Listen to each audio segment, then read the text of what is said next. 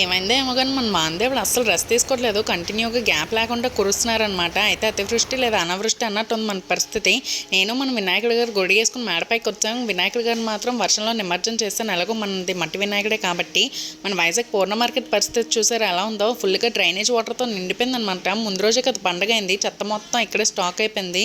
ఎంతో అత్యంత అవసరం ఉంటే కానీ ఎవరు బయటికి రాకండి. చూస్తున్నారు కదా బస్సులో ఆటోలు స్కూటీలే ఎలా కష్టం మీద వెళ్తున్నాయి. ఎక్కడ గుంటలు కాలువలు ఉంటాయో కూడా మనకు తెలీదు.